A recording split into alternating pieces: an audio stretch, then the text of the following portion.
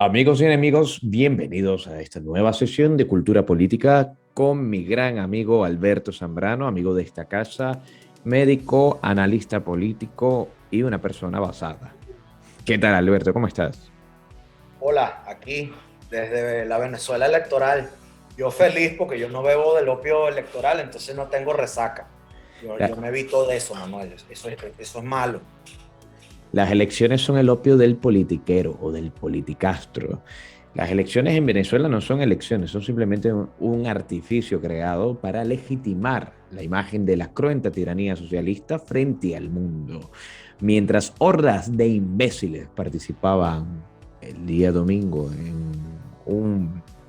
en nada más que un fraude, en una especie de simulacro, el chavismo aprovechaba para difundir por las principales cadenas de Occidente imágenes que demostraban el cómo el pueblo unido de Venezuela seguía creyendo, seguía avalando, seguía legitimando el sistema electoral venezolano.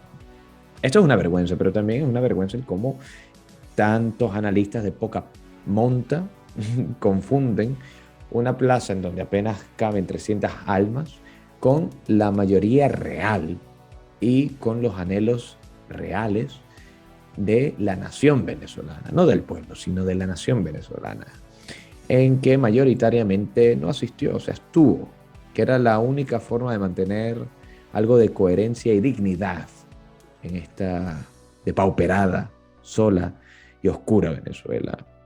Alberto, ¿tú fuiste a votar? Vamos, yo no voto, yo no voté. ¿Yo sabes lo que yo hice? Yo agarré y hice tiempo de calidad en familia. Salí a hacer ejercicio con mi esposa y con mi hijo pequeño. Fuimos a caminar por la principal de La Lagunita.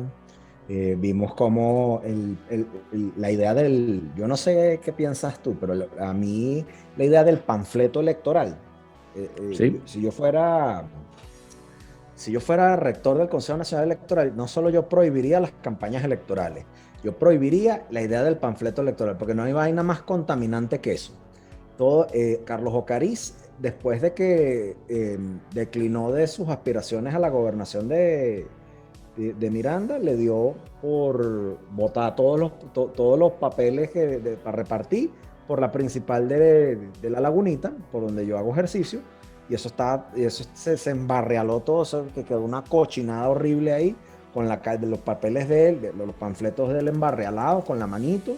Y bueno, yo fui a caminar, después fui para casa de mis suegros, comimos una pastica, echamos cuentos, compartí con mi familia y ya, a eso fue lo que yo me dediqué. Sí vi que el poco de boomers, porque eso fue el grueso de la población que votó, era un poco de boomer, un poco de viejo, cada vez más escoñetados y Fíjate, echados a perder, fíjate votando. que, fíjate que esa es una acotación sumamente interesante y más que válida para esto. Los boomers, es decir, realmente la participación electoral en Venezuela, que ya sabemos es un fraude, está definida por la participación, ¿vale? De esta especie de pujanza, de esta especie de pugna, de guerra intestina intergeneracional entre los boomers y las nuevas generaciones. Y creo que es algo lógico si te pones a pensar. ¿Por qué? Porque el boomer es el que confunde lucha con voto. Es el que cree equiparar el ir a presionar un botón en una máquina, algo que hace todos los días frente a un cajero o cuando compra algo, por ejemplo, lo equipara a alzarse en armas contra el comunismo. Es absurdo. Y creo que lo hacen como una suerte de efecto placebo. Como no se atreven a hacer nada más, como no se atreven a hacer nada más, pues nos intentan convencer sobre las bondades del voto que ya sabemos es fraudulento y no sirve absolutamente para nada, sino para legitimar la tiranía y que encima nos intentan convencer también del cómo quienes nos abstuvimos somos los responsables de la miseria en Venezuela. Incluso a veces pienso que, leyendo su propaganda, claro está, llego a pensar que ellos están convencidos que los abstencionistas son peores que el chavismo. los abstencionistas son chavistas, porque ellos es que sí, con el cuentico de que la abstención beneficia al chavismo. Ah, ok. Con ese cuentico le quieren a uno, lo quieren a uno hacer sentir mal, ¿no? Sí, Porque, o sea, yo decidí pasar tiempo con mi familia, o tenemos amigos en común que fueron a jugar al fútbol, que decidieron trabajar en su salud, en su salud física, se fueron a trotar, se fueron, tú sabes, o sea, sí, hicieron otras actividades porque realmente no tienen tiempo, ¿ok?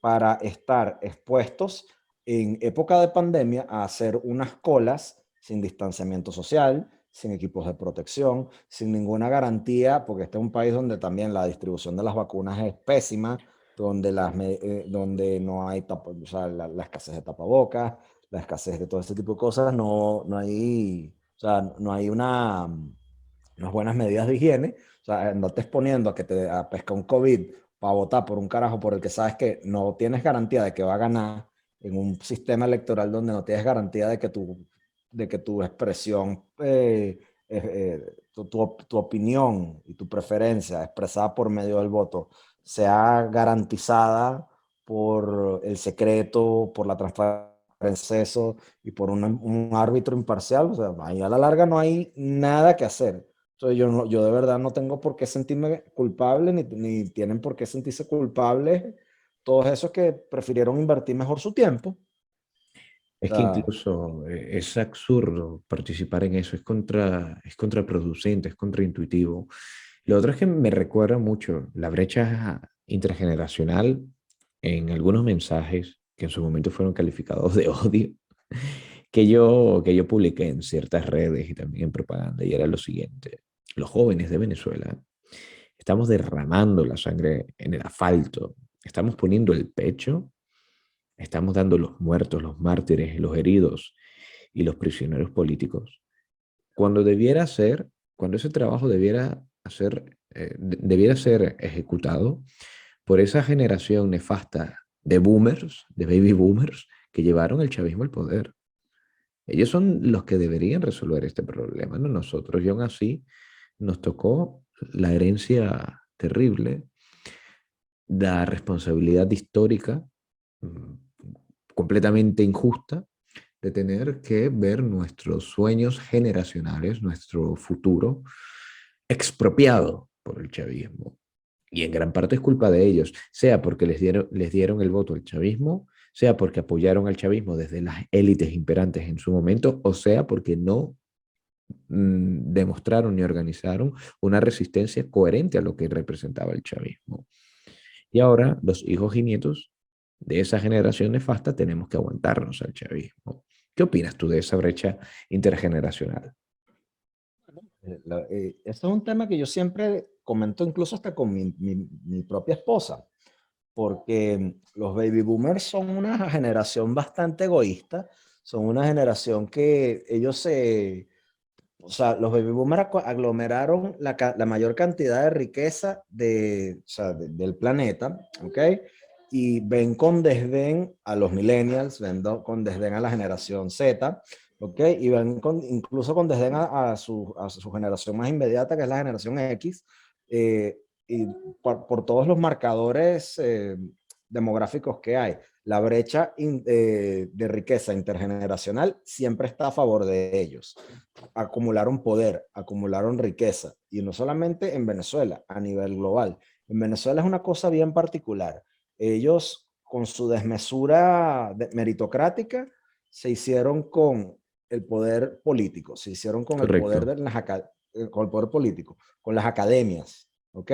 Con las instituciones. Pervirtieron las academias y las instituciones, y se les olvida que gracias a todos los avances científicos y tecnológicos que tuvieron, pudieron estudiar, pudieron formarse, pudieron comprar propiedades, tener tierra, poder entrar en el sistema financiero, y se dieron el lujo de quebrar el sistema financiero para las generaciones siguientes. Entonces se molestan porque generaciones como las nuestras no valoramos, o sea, no valoramos la lealtad de las empresas cuando realmente no le vemos sentido a estar metidos en una empresa trabajando de 9 a 5, no le vemos, lo que pasa ahorita en Venezuela, que incluso no le vemos el sentido hasta desarrollar una carrera universitaria porque es más importante comer o Claro, desarrollar un trabajo. es, ¿Ok? es que, es que es Porque, eso. porque a eso llegamos, porque a eso Sí, llegamos. totalmente, totalmente. Es que de hecho, ya la universidad, más allá de tener que ser un centro para la creación de conocimientos y cultura, más allá de eso, también en Venezuela sirvió como un nivelador social. Tú tuviste la mala suerte de haber nacido en una familia con recursos limitados, podías ir a la universidad pública, en donde podrías obtener un título universitario y tener un futuro no asegurado, pero por lo menos tenías las herramientas para elevarte social y económicamente, sin necesidad de apelar a una red clientelar, ¿vale? Dependiente del Estado. Y esa es la historia de muchos profesionales de la Venezuela de otra época, en que sin tener dinero, sin tener recursos, y venir de familias de grandes fortunas, lograron sacar en la Universidad Central de Venezuela, por ejemplo, sus títulos y hacerse con un renombre, ¿vale? Eso no lo tuvimos nosotros. ¿Pero por qué? Porque ese mismo ascensor social, ese elevador social, fue desmantelado por las generaciones venideras. Fue desmantelado en parte por ellos mismos. También vemos el derroche obsceno que tuvo esta Venezuela Saudita, el superávit petrolero, cómo se inutilizó, se malversó, donde como un poco parafraseando el pensamiento del ensayo de Arturo Pietri, cómo no se sembró el petróleo, cómo no se hizo lo suficiente como para multiplicar los activos de la renta petrolera para invertirlos en otras formas de ingreso. En su lugar, se apeló a un derroche al estabarato de AME2 y que terminó en qué? En que los boomers lograban comprar apartamentos, lograr comprar coches o carros, con un año, una entrada a un apartamento, a un piso, era un año de salario apenas. Y ahora nos achacan, bueno, en mi caso no, porque yo ya estoy fuera de todo eso, pero sí que veo hoy en día que muchos les achacan a los jóvenes de hoy en día que encima que se tienen que aguantar al chavismo, les achacan el no ser capaces de comprar, de entrar en la iniciativa para un apartamento, en comprarse un coche o tener una auténtica libertad e independencia financiera. Pero es que esas herramientas fueron destruidas por ellos. Ahora, más allá del tema intergeneracional, hay algo muy nefasto hoy en día y es esa sensación de placebo al votar. ¿Cómo hacemos para acabar con ello? Bueno, por una parte, la gente tiene que entender que el voto no es o sea, el voto no lo es todo en un sistema político.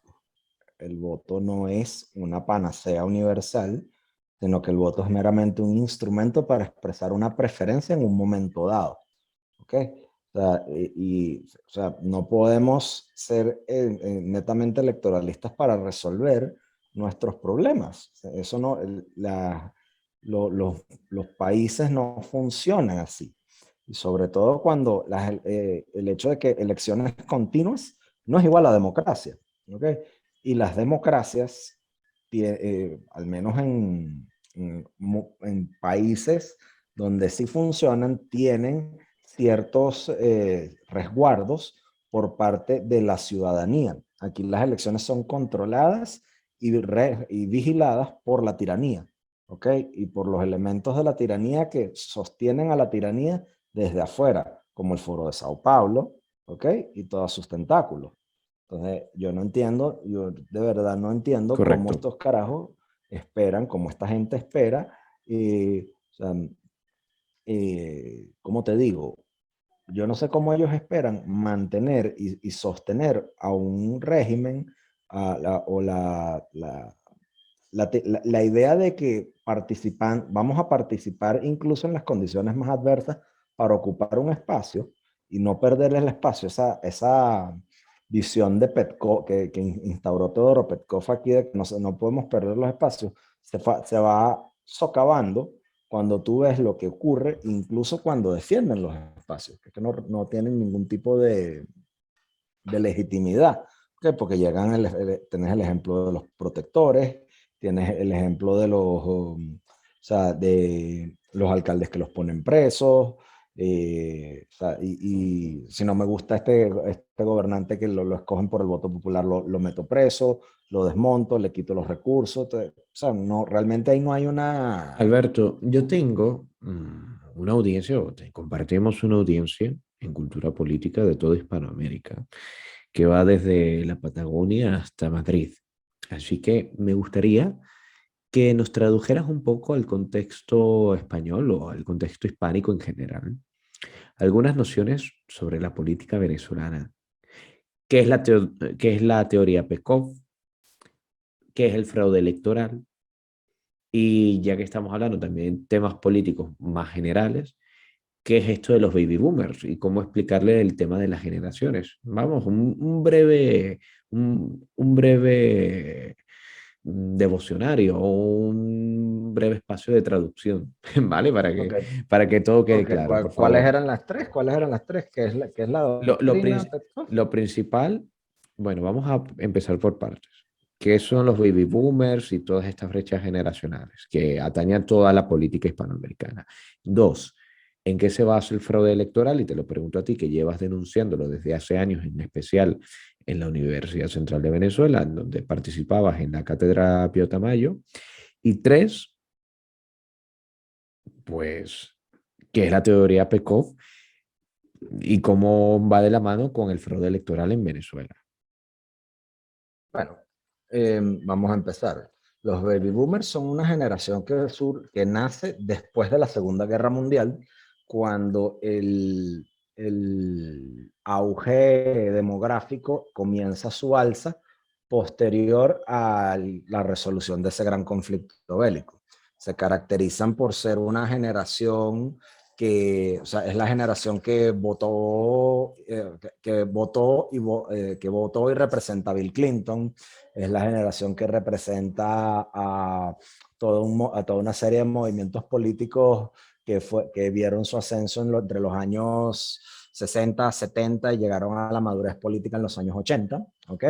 Vieron el ascenso, el auge y caída, el dinero, la fama y el fracaso de los gobiernos en Venezuela, de los gobiernos de lo que llaman la República Civil, de la Cuarta República, ¿ok? Los baby boomers vieron al gobierno de Franco perecer y vieron el nacimiento de la República, del gobierno, o sea, del gobierno español, o sea, del gobierno parlamentario, De la monarquía parlamentaria, el resultado del de la régimen monarquía. de la Constitución de 1978. Exacto, vieron a eso en ascenso. Los baby boomers vieron cómo el sistema se va, o sea, vieron los auges y caídas de las distintas bolsas o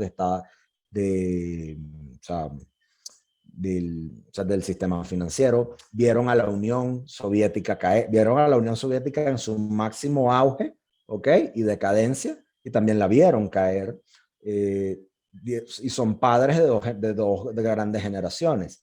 La generación X, que nace entre 1975 y 1900, entre 1975 y 1985, y de los millennials, que nacen entre 1986 y 1996. ¿Okay?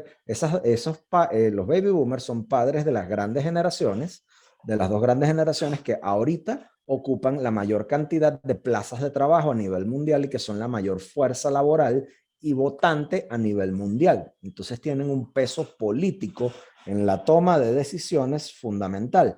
Los millennials fueron los que escogieron y llevaron al poder a Barack Obama.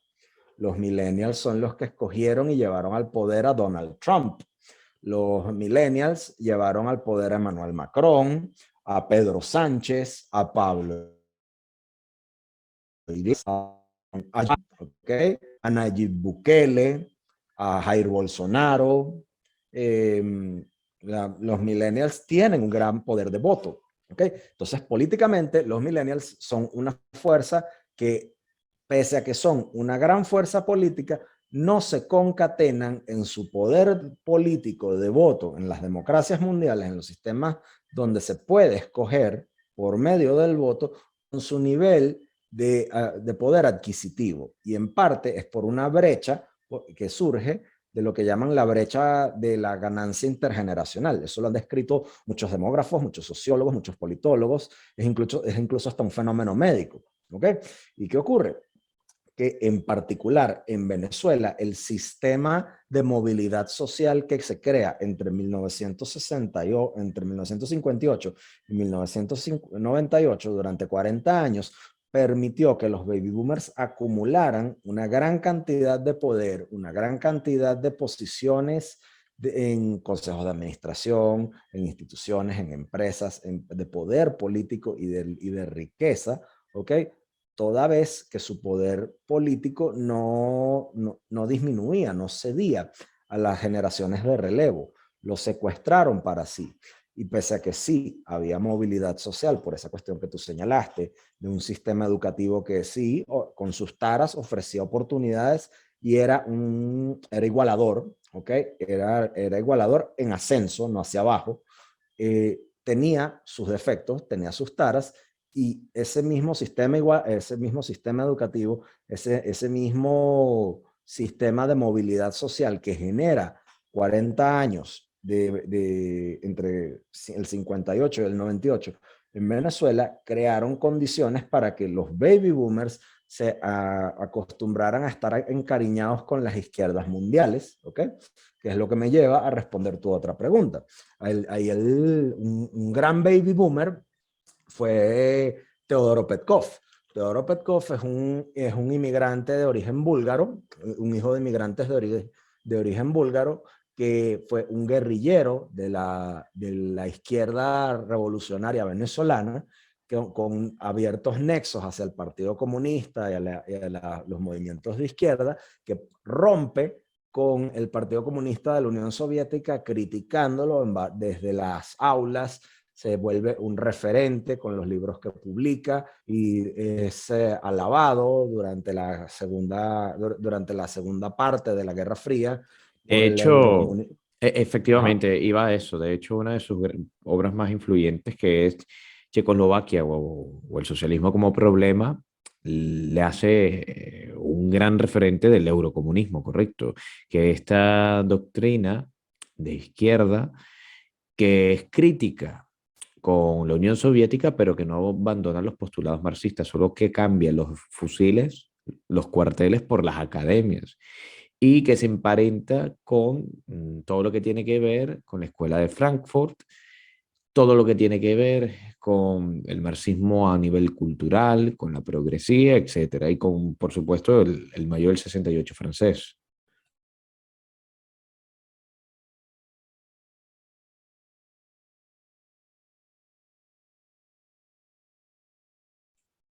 Alberto. Aquí estoy, aquí estoy. Vale, ¿Me perfecto. oyes? Sí, ahora sí, ahora sí. Es que claro, Bueno, sí, está eso desde es. Venezuela y viene y va, viene y va. A veces vengo y voy, exactamente. Entonces, no sé si me puedas escuchar. ¿Me copias? Sí, perfectamente, perfectamente. Continúa, continúa.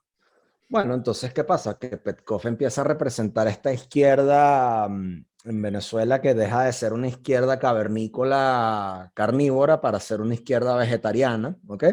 Y la gente y los votantes venezolanos se encariñan con él, y se encariñan con las ideas peligrosas que él plantea. Y él, a lo largo de su historia, bueno, él era amiguito de José Vicente Rangel, sin serlo, era amiguito criticaba a Fidel Castro en lo ideológico, perdón, en lo operativo estando de acuerdo en lo ideológico, y realmente siempre tuvo esas tibiezas hasta que llega el fenómeno Chávez. Entonces, los defensores de Teodoro Petkov siempre decían que bueno, él siempre se opuso a Chávez, que él siempre estuvo en franca oposición a Chávez, y realmente él no tenía por qué estar a favor de Chávez, porque tenemos ese fenómeno de izquierda carnívora que Chávez encarnaba, y la izquierda light vegana que él proponía. Entonces este socialismo gluten free que Teodoro encarnaba se quedó enquistado en las academias, se quedó enquistado siguiendo el libreto al pie de la letra del marxismo cultural, en las academias, en las instituciones, en los centros de estudio, en la prensa, ¿ok? Y en el imaginario popular del venezolano, que tiene unas particularidades folclóricas muy, o sea, muy peculiares y muy sui generis, ¿ok? Que lo hacen así. No es que no es que Venezuela sea un país de izquierdas, no, es que la proclividad del venezolano a evitar los conflictos y a tener sentimentalidades por el underdog, por el perdedor, por el que, ay, miren lo pobrecito, siempre lo ha llevado a tener simpatías por tipos como Teodoro, porque más allá de que Teodoro Petkov era lo que era un tipo sociable, era un tipo conversador, era un tipo que buscaba ser conciliador, toda vez que era bastante atrabiliario e intransigente con quienes le llevaban la contraria. ¿Okay? Ahora, es Entonces, fundamental saber Teodoro Pekov, y lo digo de nuevo para la audiencia que no esté tan familiarizada con los temas políticos venezolanos, que Teodoro Pekov fue durante muchos años un dirigente histórico del MAS, del Movimiento al Socialismo, un partido que era el resultado de la legalización de las guerrillas comunistas que amenazaban la estabilidad política venezolana y el orden establecido. Todas esas guerrillas que buscaban emular la lucha de Fidel Castro, que buscaban imponer el socialismo por la vía de las armas, una vez se vieron derrotados por el ejército venezolano, pues fueron pacificadas y se integraron a la vida pública, a la vida política, a través del dogma electoral. Y realmente esta izquierda vegetariana, la cual era abanderado Teodoro Pekov, simplemente decía, vamos a lograr por la vía de las urnas, por la vía de las elecciones, lo que no pudimos lograr por la vía de los fusiles. Es por eso lo que tú dices, Alberto, que realmente la crítica a Fidel Castro era de carácter operativo, pero jamás fue ideológico. Yo incluso iría un paso más allá y en vez de decir que son izquierdas vegetarianas e izquierdas carnívoras, son izquierdas que todavía no tienen la hegemonía versus la izquierda cuando ya tiene la hegemonía, cuando no tiene que usar la máscara electorera, la máscara conciliadora y saca sus garras totalitarias, como lo que logró finalmente el MAS a través de esa alianza nefasta con militares traidores, que se convirtió en el PSUV o en el Movimiento Quinta República o Partido Socialista Unido de Venezuela posteriori. Es decir, es la parte más embrionaria del chavismo. Entonces, lo gracioso, lo lamentable, lo tragicómico de la teoría Pekov es que precisamente Teodoro Pekov se convirtió en el gurú político de la pseudo oposición al chavismo. Entonces, uno de los chavistas originarios, ¿vale? O de los protochavistas, era quienes guiaban la oposición al mismo chavismo. Esto es absurdo. exacto. Entonces, ¿qué pasa? Que la teoría Petkov era que había que participar en las elecciones controladas que el chavismo hacía, sin importar cuán draconianas fueran las condiciones, sin importar cuán humillantes fueran para el elector, ¿okay? Sin importar las tropelías y lo que ocurriera a la postre, ¿okay? Porque había que ocupar un espacio, un cargo político, porque los cargos políticos que se ocupaban y que los políticos ocupaban, le darían a los partidos políticos una plataforma de legitimidad ante la comunidad internacional para poder ser reconocidos. Entonces, bajo ese jueguito, tuvieron a la oposición más de 18 años. ¿Ves? Hasta que la gente, cuando hablo de la gente, hablo del común denominador del votante, se cansó de ese cuento. Y por eso Vas y vienes, Alberto. Se está interrumpiendo un poco, de todas formas, por eso no pasa nada, ¿vale? Continuamos con Alberto Zambrano, médico, analista político y un gran amigo de la casa, un gran miembro de Cultura Política. Ahora tenía problemas de conexión desde la Venezuela socialista, que me da mucha risa. Hay un grupo de opinión, un pequeño grupo de opinión. Yo los leo a todos, me encanta leerlos a todos, incluso los equivocados. Hay un grupo de opinión que dice que Venezuela realmente es el paraíso narcocapitalista porque cada quien hace lo que quiere. Pues bien, intenten organizarse en contra, para ejercer acciones reales contra la Ármense. tiranía. Ármense para que vean cómo se acaba esa ficción anarcocapitalista. Ármense y verán a la cara más rigurosa y cruel del Estado socialista en la puerta de su casa, preparados para torturar, preparados para masacrar. Porque eso es lo que hace con la verdadera disidencia. El chavismo realmente existe. Y en la medida en que a esa tiranía socialista la intentemos disfrazar de otra cosa, en la medida en que sigamos subestimando a nuestro adversario, pues seguirá gobernando. Por algo ya va por casi 30 años. Y si no nos ponemos las pilas con esto, pues nos tocará vivir una tragedia semejante a la de Cuba o a la de China. Entonces, Alberto, aterrizando un poco el tema, la teoría Petkov es una forma en que tú bautizas al modo en que esta narcoposición, un concepto también genial, en que esta narcoposición siempre le ha hecho el juego el chavismo y se ha prestado en la participación de eventos electorales cuyo único propósito es legitimar y fortalecer la imagen de la tiranía frente al mundo, haciendo ver que en Venezuela el gobierno es popular y que es posible cambiar el régimen a través de las elecciones, porque la gente al menos cree en ello. Entonces, Alberto, sabiendo todo esto, ¿qué lectura te deja este circo electoral que afortunadamente ya tuvo su final, ya se acabaron las campañas más bochornosas, patéticas, palurdas de la historia de Venezuela, que se dieron cita el pasado domingo 21 de noviembre? ¿Qué lectura te trae?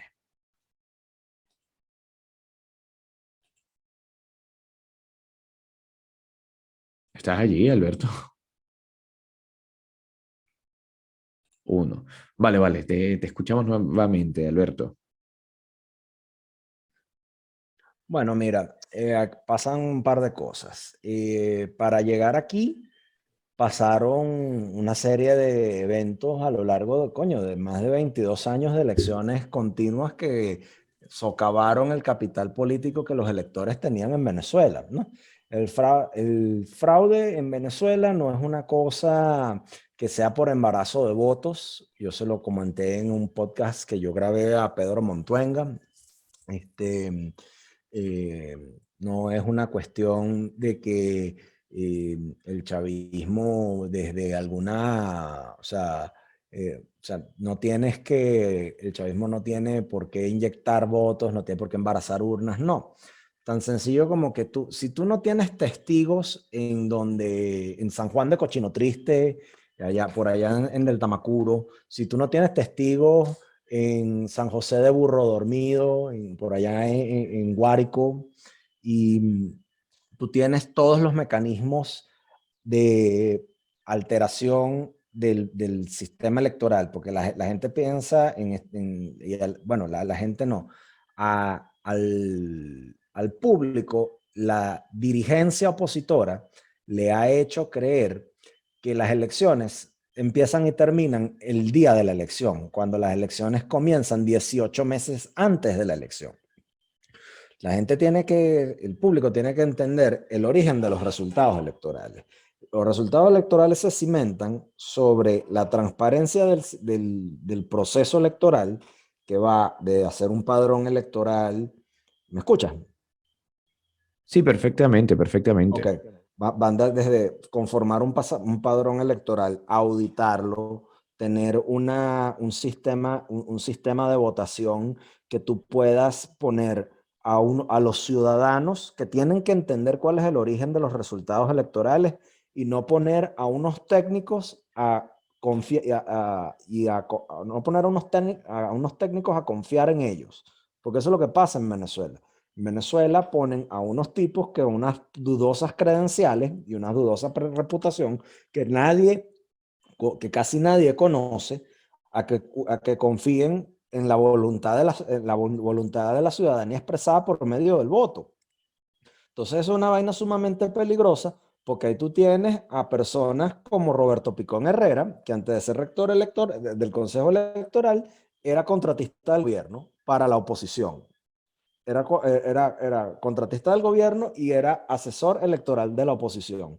Y de paso, era un tipo que le recibía plata a los chavistas y siempre hablaba mejor del sistema electoral que la misma empresa que encargada de hacer las elecciones en Venezuela, que era Smartmatic.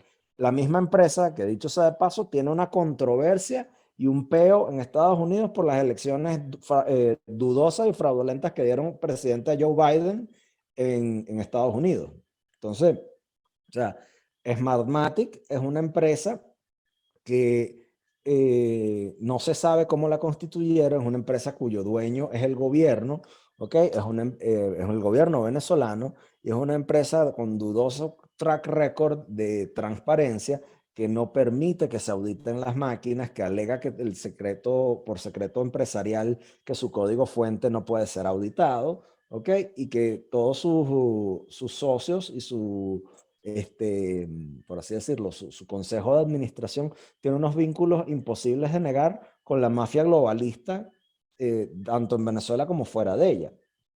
Entonces, cuando tú tienes unas condiciones draconianas que impiden la garantía del secreto del voto, la transparencia del proceso y un árbitro que no lo permite, tienes y sumado a una oposición que no a una oposición entre comillas, que no se opone al régimen, sino que se acomoda ante él y lo complace, o sea, una oposición servil y complaciente, pues es muy sencillo para el chavismo seguir haciendo elecciones constantemente hasta que a veces las hace, a veces no las hace. Hace 5 años no las hacía y se cansó de hacerlas.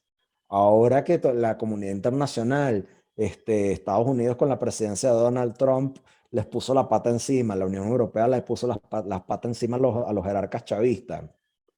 Crearon un sistema el chavismo creó un sistema que puso y creó una diáspora de más de entre 7 y 10 millones de venezolanos que huyeron del país y que 10 millones de venezolanos fuera de su país hacen ruido, ¿ok? Coño, ahorita tienes toda una situación dramáticamente distinta a la que tenías antes. Entonces el juego cambió. Y ahorita es necesario tener una especie de opositores serviles para buscar lavarte la cara. Pero es que este cuento es el mismo cuento que vimos en las elecciones anteriores, las pasadas, las antepasadas, desde hace 18 años, ¿ok? Es el mismo negro, es el mismo negro con distinto cachimbo, como Claro, decimos en Venezuela. totalmente. Pues yo creo que podemos resumir todo en que realmente quienes asistieron a ese circo electoral, a ese fraude, Son chavistas, ¿son chavistas o son boomers? son boomers, Boomers exacto. que asisten no por engaño, sino por efecto placebo, que es una suerte de engaño, pero autoinfligido. Y que a la postre nos encontramos un escenario en que solo podemos salir del chavismo por una vía alternativa que no pasa por la electoral. El chavismo como parte de estas logias globalistas, como el Foro de Sao Paulo, encarna de una forma grosera y oprobiosa todo el espíritu totalitario de las experiencias más cruentas del socialismo real. Vienen a mi mente imágenes de Cuba, de China, de la Alemania del Este y de toda la carnicería y la tristeza, la miseria que estaba allende el telón de acero. Por lo cual no podemos subestimar al adversario, debemos tener en cuenta que el comunismo jamás sale por votos, jamás sale por votos. Y esto hay que tratarlo como tal. Aunque hoy en día haya evolucionado o regresado, o como le quieran llamar, se haya transformado en un sistema híbrido que admite concesiones de carácter liberal, de carácter financieras, con tal de mantenerse en el poder, de conservar el poder. Hay que tratarle como un enemigo feroz, como una especie de alianza internacional en donde está el narcotráfico, donde está la islamización de Occidente, donde está el lavado de dinero, donde está la pedofilia.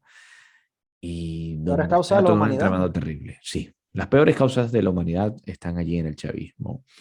Y es absurdo, por lo menos, es absurdo tratar de salir de eso por la vía electoral. Incluso, seamos utópicos, pensemos que no hay fraude electoral. Incluso así, por coherencia, no hay que participar en ningún evento electoral. Porque si nos organizamos para combatir una tiranía, si sufrimos la muerte de cientos, centenares de activistas por la libertad de Venezuela, si aguantamos la cárcel de disidentes políticos, si tuvimos que sufrir todas esas penurias, no podemos acudir a elecciones porque estamos siendo incoherentes y estamos dando al mundo una imagen completamente equívoca. Tenemos una diáspora de más de 7 millones de almas. Muchas de ellas salen famélicos pidiendo asistencia, ayuda como exiliados políticos. ¿Y qué clase de exiliado político proviene de un país donde se celebran elecciones y donde la oposición complacientemente aplaude al rector, al ente electoral? Es incoherente y al final nos cierra las puertas frente al mundo.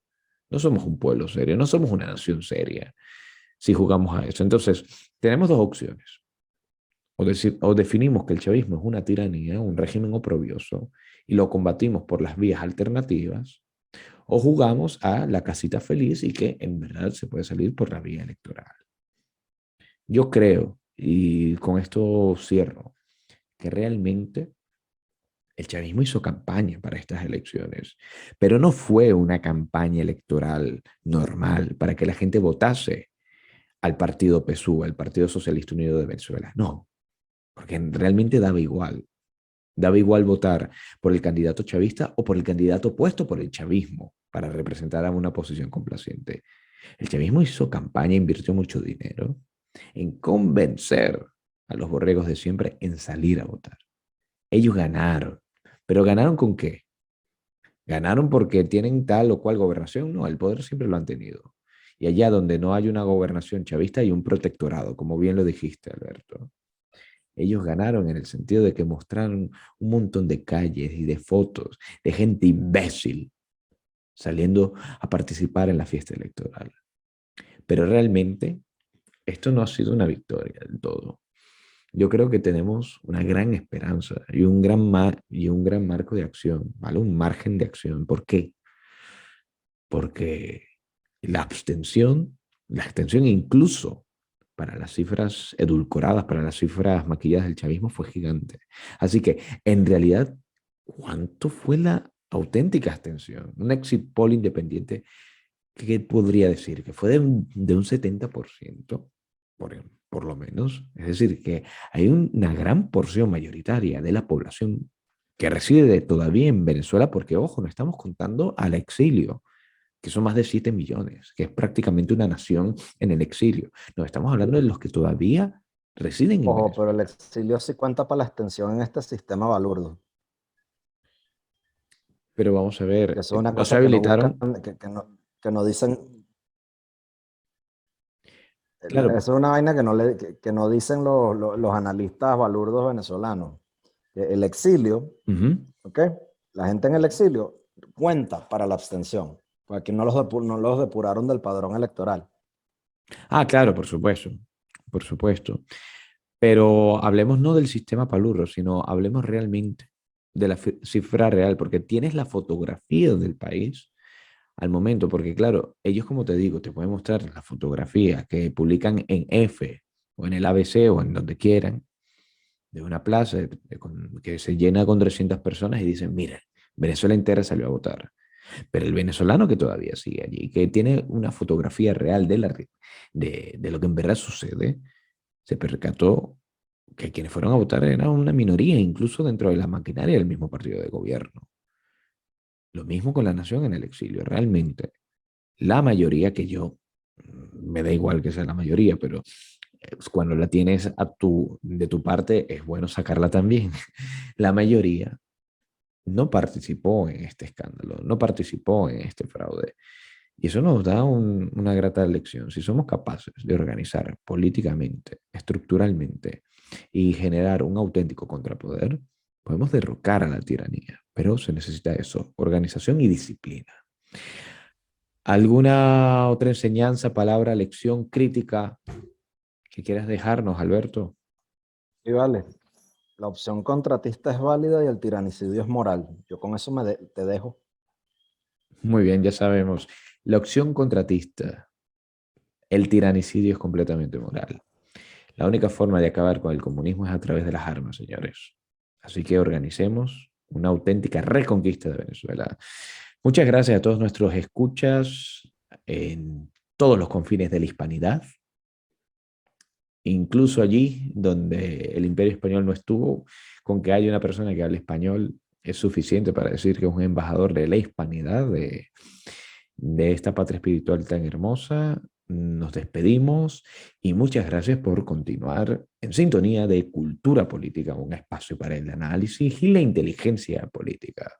Un gran abrazo y hasta luego. Pronto. Listo. El pollo.